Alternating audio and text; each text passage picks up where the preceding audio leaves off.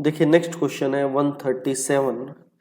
एक सीधी दीवार के सहारे क्षैतिज से अल्फा कोण बनाते, क्षैतिज होता है हॉरिजॉन्टल, हॉरिजॉन्टल से अल्फा कोण बनाते हुए विश्राम अवस्था में है।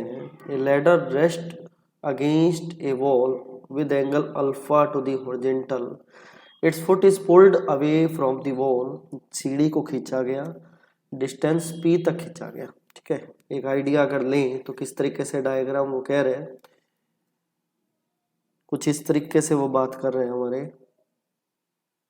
अगर ये वॉल है तो पहले लैडर इस तरीके से लगी हुई थी। ठीक है जी, जब उसे खींचा गया तो वो थोड़ी सी नीचे I suppose.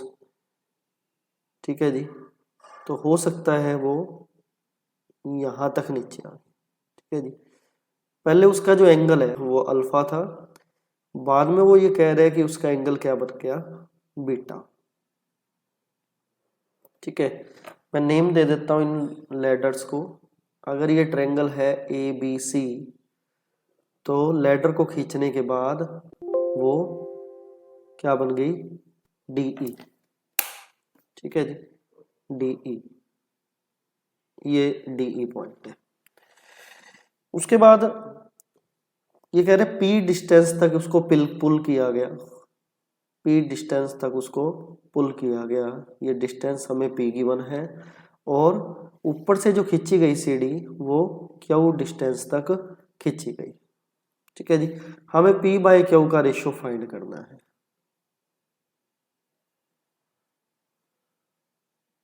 P bye Q का रेशियो फाइंड करना है। पी बाय क्यू हमें बताना है क्या होगा।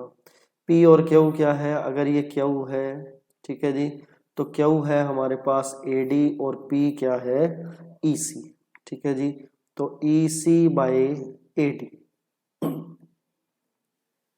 क्लियर। ई सी एक्चुअल में है क्या, ई सी जो है एक बेस का हिस्सा है जिसको हम फाइंड कर सकते हैं किससे, बीई माइनस ए सी से फाइंड कर सकते हैं। ठीक है जी, ए सी नहीं, B C, BE minus B C से फाइंड कर सकते हैं। ऐसे ही ए डी जो है हम किससे फाइंड कर सकते हैं, A B minus B D से। ठीक है जी, अब बीई क्या है, बीई कौन से ट्रायंगल में है, बीई जो ट्रायंगल है उसके लिए बी डी ई इस ट्रायंगल के अंदर है। ठीक है, अगर मैं देखो एक सिंपल सा लॉजिक है, मैं हाइपोटेन्यूज की हेल्प लूंगा क्योंकि डीई भी एक लैडर है और एसी भी एक लैडर है, तो लैडर की तो लेंथ तो सेम ही रहेगी। जो सेम हो, जो कॉमन टर्म हो, उसके अंदर हम ट्रिग्नोमेट्री के इन एप्लीकेशन के क्वेश्चंस में हम उसका यूज करते होते हैं। अगर दो एक तरह के ट्रायंगल गिवन हो, दो ट्रायंगल्स गिवन हो, तो हम सिर्फ ये देखते हैं कि उनके अंदर कॉमन क्या है, और इसके अंदर कॉमन जो है वो लैडर है विच इज हाइपोटेन्यूज। ठीक है जी, तो बीई जो है क्या है, बेस, और हाइपोटेन्यूज डीई है, तो बेस बाय हाइपोटेन्यूज क्या होता है, कोस। एंगल कौन सा यूज कर रहे हैं, beta.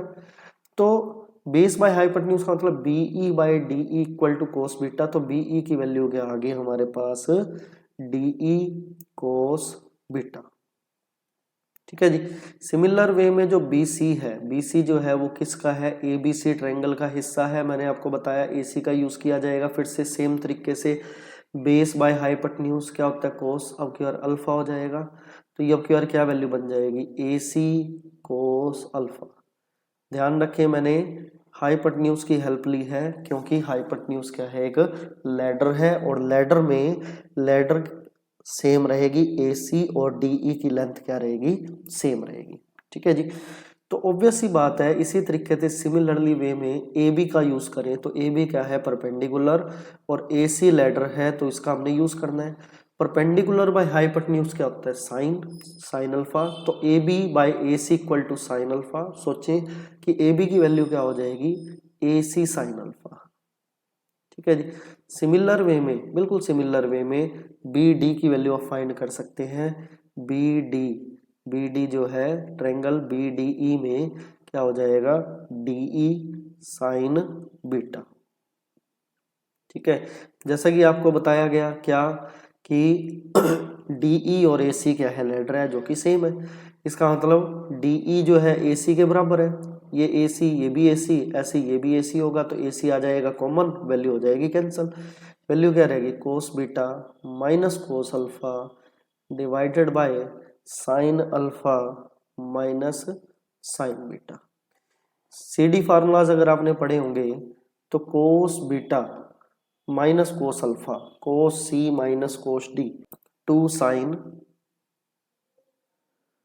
Beta plus alpha by 2, ठीक है जी, यहाँ अल्फा प्लस बीटा कह लो, ठीक है जी, साइन बीटा माइनस अल्फा, यहाँ तो माइनस बार लगा लो, या फिर जो है इसको एंगल को चेंज करके लिख लो, अल्फा माइनस बीटा लिख लो, ठीक है जी। फोर्थ फार्मूला है, 4 नंबर पे ये फार्मूला आता है, CD फार्मूला में लास्ट का ये फार्मूला।